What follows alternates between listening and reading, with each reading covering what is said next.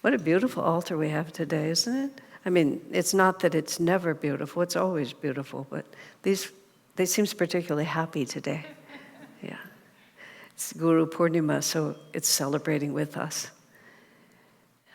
There's the story of, in Yogananda's life, of somebody bringing him a rose, and the devotee who was in with him put the rose into a vase, and she was doing some work, secretary was doing some work, and somebody knocked on the door, and Master went over and opened the door and talked to someone. Then he came back and sat in his chair, and then he moved elsewhere.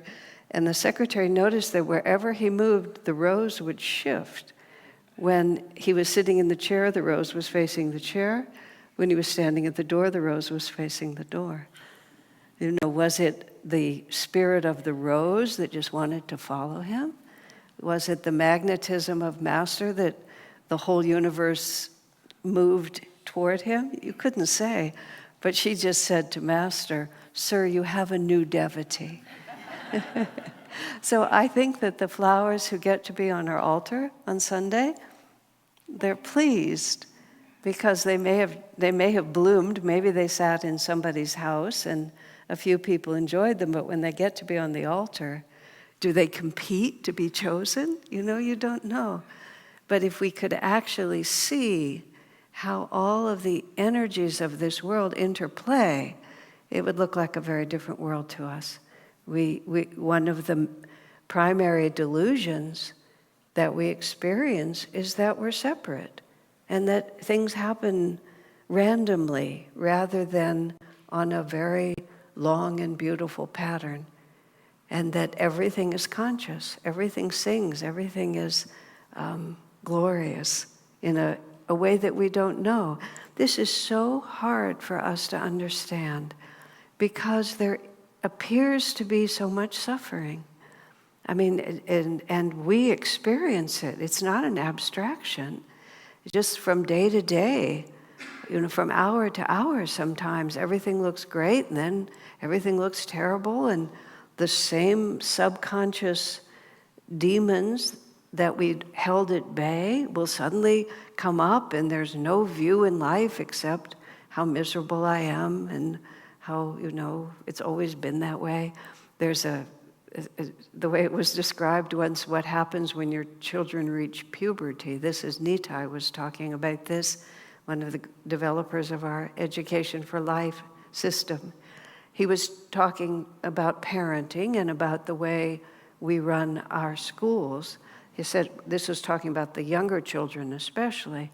He said, young children do not have the ego development and the self-awareness yet to identify with what happens to them. They experience it for sure, but it's more like it happens rather than I have done this or this is happening to me. And so he was saying to parents especially, you have to see the world the way your child sees it. So things happen, like the milk is spilled, the jacket is lost, the clothes get all muddy, whatever it might be, and it happens. But the child doesn't think, I am doing it. It's just, I'm there, and the milk keeps spilling. So if you tell the child that they have spilled the milk, it's very confusing to them, especially very young children. It's just confusing to them because they don't see the cause and effect. But if the two of you sit together and contemplate the problem that the milk is all over the table, every dinner table time, and what are we going to do about it? He was saying that you build the right relationship with your child, because then when puberty comes and the ego, it's sort of like we get a little holiday. It's not like our karma is erased. Children are not really innocent. There's a story because they're grown-ups who died and had to start over. When Swamiji was visiting our school a number of years ago, when he was still in the body, he may still visit our school, but then we could see him. And he was elderly, but his consciousness was unusual, and children, again, being less molded by adult expectations, could just feel that. And there was this one little girl who was a very forthright child, And she kept sort of staring at Swami and kept inching closer, like this. Finally got very close to him and just looked him right in the eye and said, "How old are you anyway?" Just like that. And he kind of folded his arms, didn't give an obvious answer, and he said, "I'll put it this way. When I was a little boy, you were an old woman." And she sort of looked at him, and then like a little light bulb went off, and she just went happily away. That was a very good explanation for her. We just flipped it around like this. So Master, once there was a story told where some parents lovingly placed their baby into the arms of the Guru for the Guru's blessing. Yogananda said he was startled because the baby in his arms had been a murderer in the past incarnation. He was suddenly holding no little baby, goo, but a murderer, and he had to sort of hold himself steady so that he wouldn't react. Now you think about all the factors that would bring such a person to a position where he would be placed in the arms of the Master. You have to presume that there had been great repentance on the part of such a person. But nonetheless, you see, it speaks against innocence, the childlike innocence. Innocence is largely stupidity on the part of children. They just don't know enough to be guilty. They're just, because we get this freedom until puberty or until about the age of 12, which is the astrological cycle. And then all of a sudden, we realize, and this is how Nitai again described it, you've been having a wonderful relationship with your child, and then you say to your daughter, for example, "Honey, before you go to school, would you just tidy up your room?" And the daughter turns to the mother and says, "You hate me, you've always hated me." Because now they identify with their own reality. You've criticized it, you've criticized them, and of course with the exaggeration like that. And this is the cycle that we're always, all of us going through, isn't it? We're just like, sometimes we're free, sometimes we're childlike, and when we have that freedom, when we have those moments, we can't imagine it's ever going to change. It's just like, now I finally have it. And then the next morning or 5 minutes later, something happens and we fall into a different aspect of ourselves. And that's basically the way it goes. There's nothing wrong. It's just, it's not a straight line. It's not an easy cycle. And it's not true that just because now I love God and have gotten Kriya, as if it was like a money market account, that you put over here. It's now that I have the opportunity to do something that will dynamically affect my consciousness, and I'm working on it, but it doesn't automatically balance out all your karma. It just gives you the chance now to know what to do about it. That's what we're working with. And in the story described in the reading today of the Bible, there's a couple of words, and that's what I was checking. I wanted to look at the book. One word in the Gita commentary and one word in Swami's description about the Bible. So this woman, it's one of my absolute favorite stories, and having done many years of having the opportunity to share, I managed to be standing here on this day a lot of times, which I consider the grace. And then I get some of the others also on a regular basis that are not so easy for me. The one about the 10 virgins is always upsetting to me. These poor 10 virgins, they're all there with their lamps, and then 5 of them are negligent, and then the bridegroom comes, and 5 of them are just cast aside and never get with the bridegroom. It seems so unfair to me, even though I can give you the whole story about how they weren't attentive and they didn't fill their lamps. And anyway, I don't like getting it. I'm much happier to hear about this poor woman who had a hemorrhage for 12 years and managed to solve it. I like the stories with the happy endings. They're much better. Because nothing in the Bible says that those poor other 5 virgins ever got it straightened out. That was it. Okay? So here we are, this woman, 12 years of a hemorrhage, and there's no long story, there's no backstory. We don't see all the different things that happened to her, all the things she tried that didn't work. Did she believe in God? Was she surrendered to the condition of her life? Did she protest? Did she cry in the night? Was she angry? Was she forced to faith? Did faith rise spontaneously from her? We have 12 years, which is a significant, again, these are yogic hints, 12 is a number in the cycle of spiritual practice. So she happens to have 12 years of this. What drove her to the point and where she would fight against those crowds? Because it also says in the Bible that Jesus was nearly suffocated with the people who were crowding around him. So here's this poor woman who's been sick for 12 years who fights her way through the crowd. In order to do this is not just kind of like, oh, maybe I'll try one more thing. This is a determination that this is what she is meant to do. Had she met Jesus before? Did she know someone else who was healed? Did it arise spontaneously within her? There's just so many wonderful ways you can just take this tiny little story and just see how it could spread out. But somehow or another, she knew that he was her salvation. And the word that Swami uses here is he uses the word self-confidence.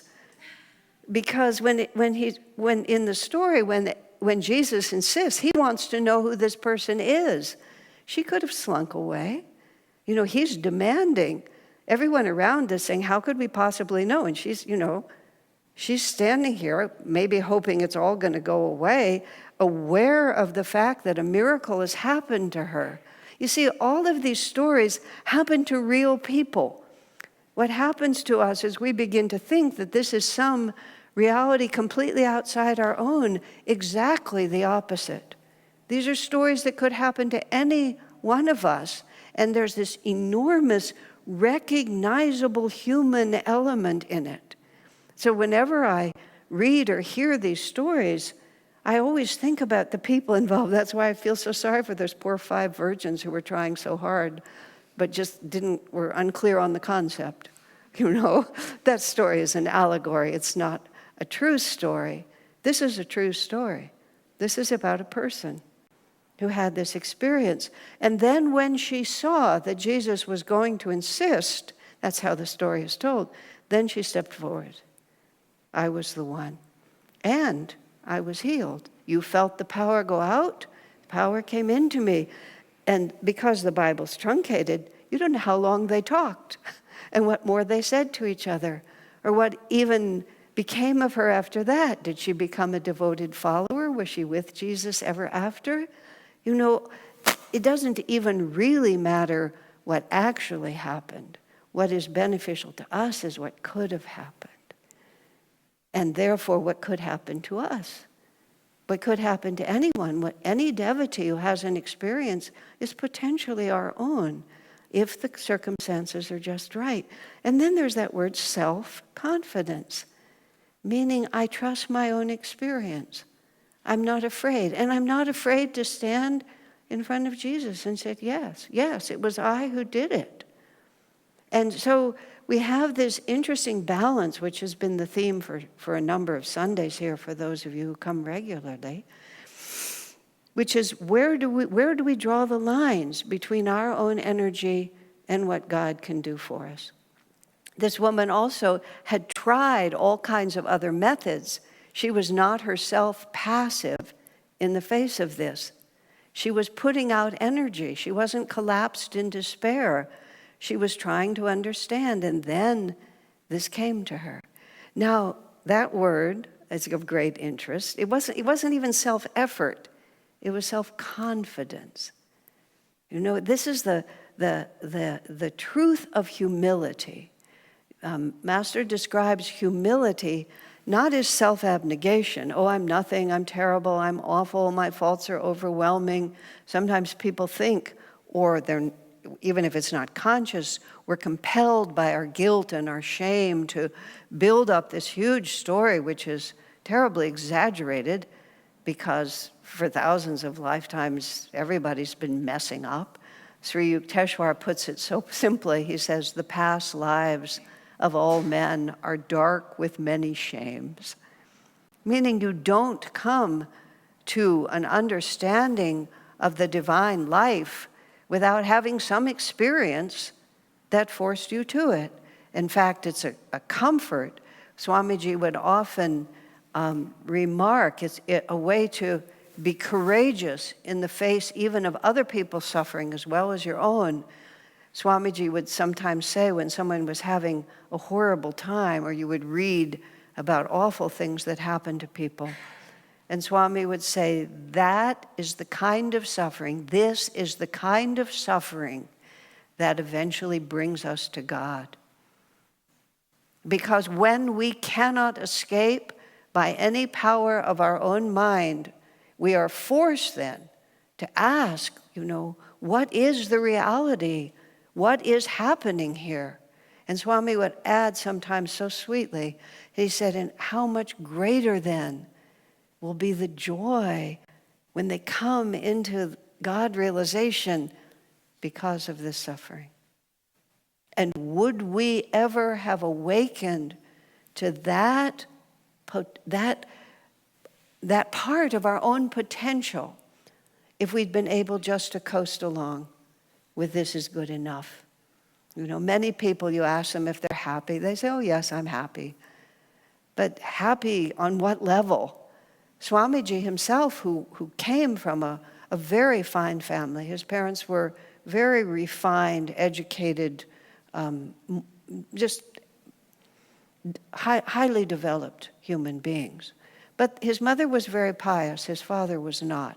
His mother, in her own way, was a true lover of God. His father was a scientific, a materialistic scientist. But nonetheless, if you're going to talk about human life, they did it really well. And there was a time after Swami had been in the monastery, he ended up back at his parents' house. He was in his late 30s by then. And he was very respectful. And he said in the evening, sometimes his parents would sit together and they would read, and then they would share an interesting passage from their books. And he would sometimes sit with them and he would read, and he would listen to the interesting passages from their book. And he said his parents were never known to argue. He never saw his parents argue with each other. I actually spent 6 weeks in their house when his father had a heart attack, and I was helping take care of them. And I understood exactly what Swami said. It was an extraordinarily high-level relationship. So Swami sat in their beautiful home with these wonderful people who really loved him, but he thought to himself, is this all there is? He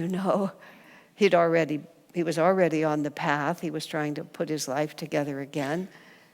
Is this all there is? And of course it wasn't. So it's not just misery that drives us to God, it's also satisfaction. We learn more, Swami said, from having our desires fulfilled than from having them frustrated.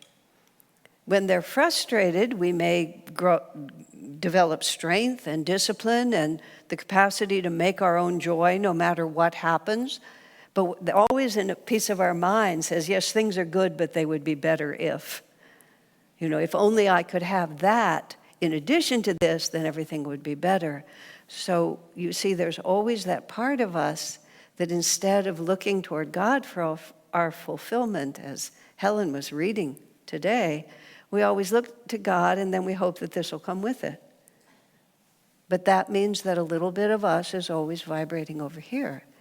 However, when those desires are fulfilled, which is why often people who come to the spiritual path have had great wealth, great power, great success in the past, because once we have the gifts that the world holds out for us, the rainbow bubbles, as they were beautifully called, and you have them, you hold them, and isn't that lovely? Isn't this nice? But the heart is restless. As St. Augustine said, we were made for thee alone, and our hearts are restless until we find our rest in thee.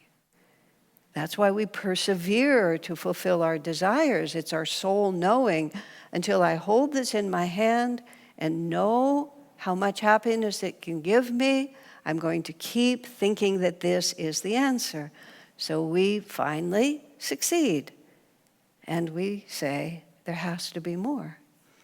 Many years ago, back in the early 70s, when I was living at Ananda village, I grew up in a very fine family. I'm grateful for my family, but we were not at all materialistic. And we didn't have, my parents just never bothered to fill the house with fine things. It just wasn't their way of doing it, which wasn't mine either. I'm sitting with Swami at the house of another friend. We're having tea. She had these beautiful porcelain teacups. And in my life, I'd never held such a thing in my hand. And so I'm drinking the tea like this, and I feel the really fine porcelain on my lips, and it was lovely. And I said, I see why people acquire things like this. And Swami said, be careful. And then he said, everybody who's a serious yogi has had these things in the past. He said, you don't want to reawaken that desire. So I put it down, like that. Because once we've managed, we don't want to go back. We don't want to slip back into this.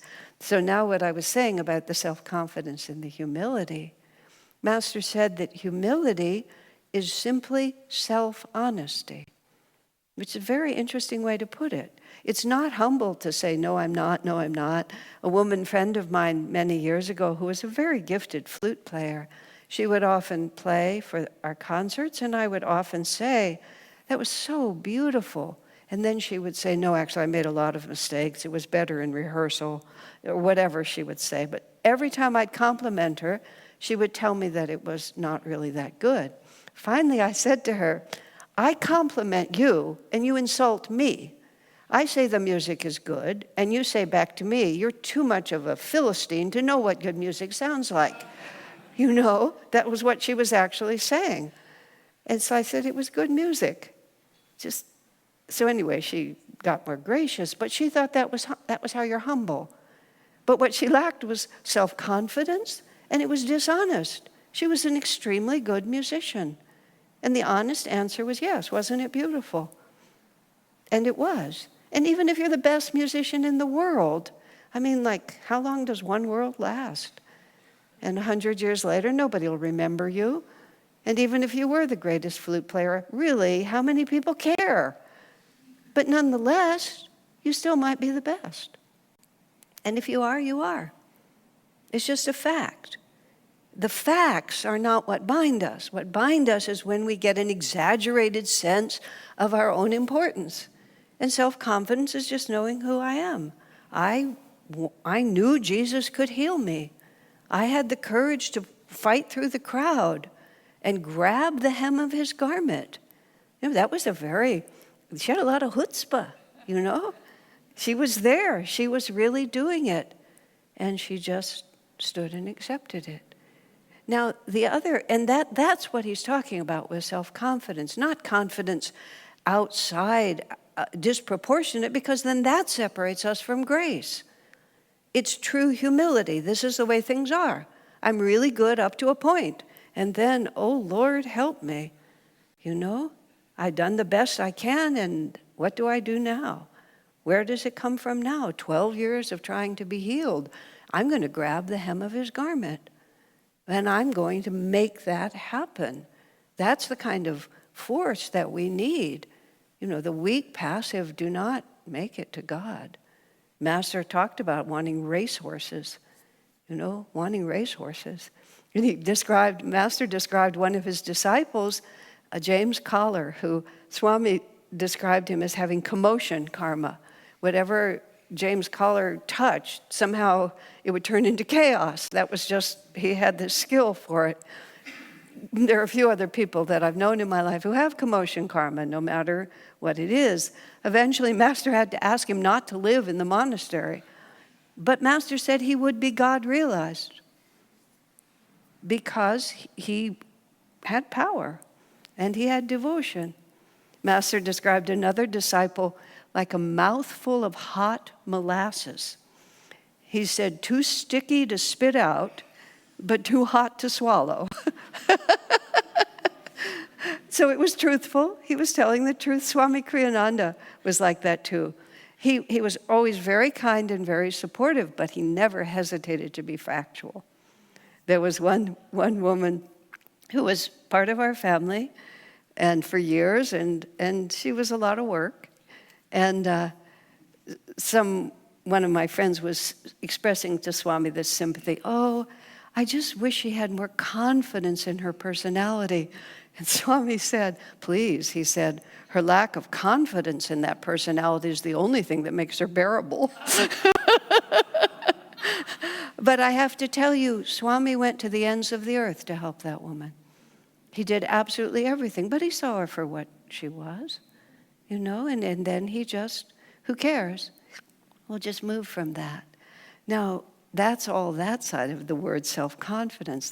The other word that is in the Gita commentary, and where Krishna promises us, if we persevere, he will fix it for us. He will make right our deficiencies. I mean, just the language it's translated, of course, but it's a subtle and beautiful way to say it. He'll make right our deficiencies. I mean, because that's what we're all walking around in, aren't we, all the time? Our deficiencies, the things that we just don't yet have together. There you have it. But he also says, those who pray to me incessantly, that's the word that's used. And I mean, incessantly has a connotation of being annoying, doesn't it? Incessant noise, incessant talking. I was at, I go to the YMCA over here sometimes to swim. And I like it because there's a lot of families and children. It's a very easy place. This little girl, this mother comes in with this little girl. The girl was about 5. The mother looked a little worn out. This child never stopped talking. But she wasn't just chattering. She just had a lot of perceptions of reality that she wanted to share. Similar to someone I might know, who I believe I came out of my mother's womb talking. Well, Mom, that was quite an experience, wasn't it? So this little girl is talking incessantly. And I'm listening because I was charmed by her. And she just talked and talked and talked and talked. And then the only time she stopped is when her head was underwater. But as soon as she came up, she started talking about what it was like to be underwater, like that. I sort of found the mother and kind of put my arm around her and said, I was a lot like her and it worked out okay for me. It's all right, don't worry. But that's incessant. It just goes on and on and on and on. So it's an interesting word, isn't it? But what it's trying to say is exactly that. No matter what we're doing, and that doesn't mean that you can always have your mouth going or even your thoughts going. You get engaged in something else and it takes 100% of your energy, especially if you're helping other people or doing creative work. It's not like you're simultaneously able to keep the other prayer going. But it's not what we do with our words or our mind. It's where our heart is turned. And where do we think our life comes from? And where do we think our life is going? And that's what needs to be, that's the incessant prayer. Make me one with thee. And it's not something, as I'm saying, you make up by looking good. It's what you really, deep in your heart, actually feel and actually believe. And this is our project, that we just have to constantly, in every situation, Haridas, who's one of Ananda's founding members, and was very, very clever. Many years ago, he made up a whatever you call it when you make a word out of letters. What is it? Acronym. That's what I was going to say. An acronym, and it was solve problems in direction of God. And it comes out spy dog. He said you should always practice spy dog. And it just sounds so absurd, which is part of the reason you like it. But every time our consciousness becomes unsettled, how do we solve the problem? And it doesn't mean that you can always sit and meditate or chant. Sometimes the problem is bigger than your ability to concentrate. It's what we actually feel in our heart. Do we abandon the belief that everything we seek is going to be found in the fulfillment of God, even if for the moment I'm not really keen on doing that. But we never abandon, we are incessant in our commitment to God is the answer. And even if we get distracted or have pulled away or prevented or seemingly lose our way, we never really give up that single thought. That's the power that gave that woman the confidence to go right to Jesus and grab a hold of his clothes. And that was the power that caused her to stand up and say, here I am, I was the one who did it. This is who I am. It's not even what do I believe. It's simply who am I? Why was I born? What is the nature of my life? What have I decided is true? And how much of myself can I put behind that? Incessant prayer draws the grace of God. Let us strive every moment of our lives to be worthy, to have the power, to be healed, to be freed by God and Guru. Bless you.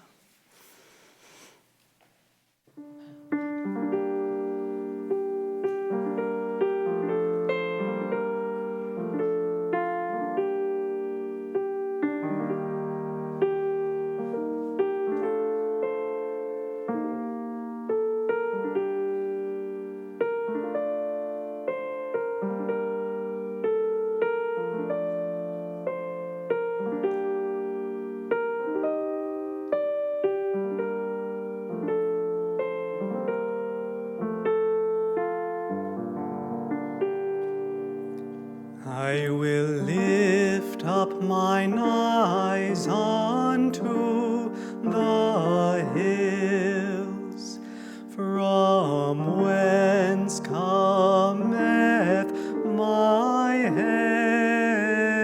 help. My help cometh from the Lord, who made the heavens and the earth.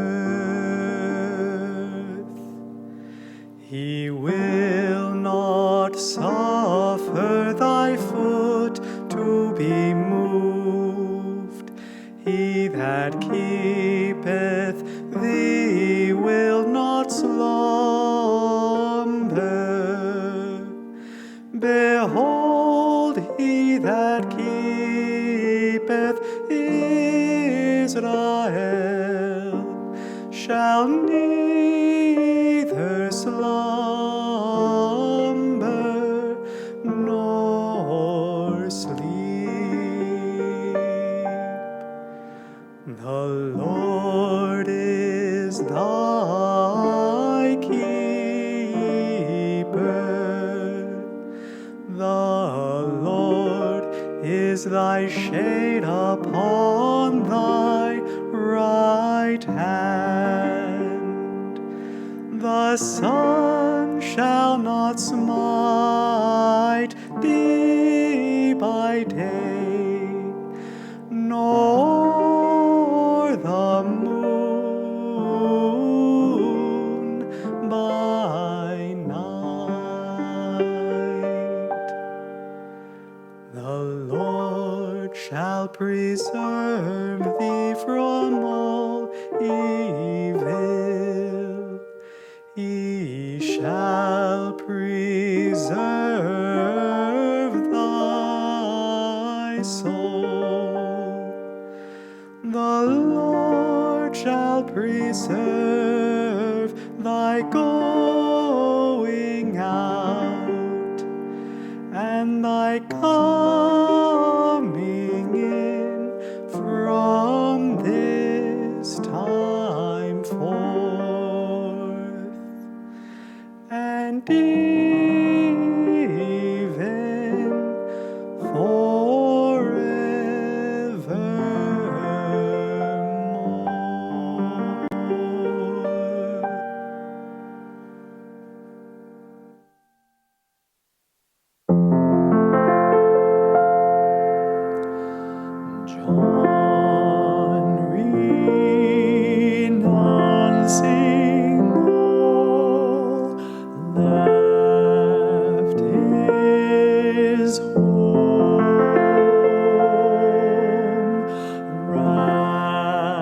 walked in solitude, far from man's ways, roaming across desert sands, seeking God's truth. Long years he spoke only with God, till silent of soul, wisdom did fail.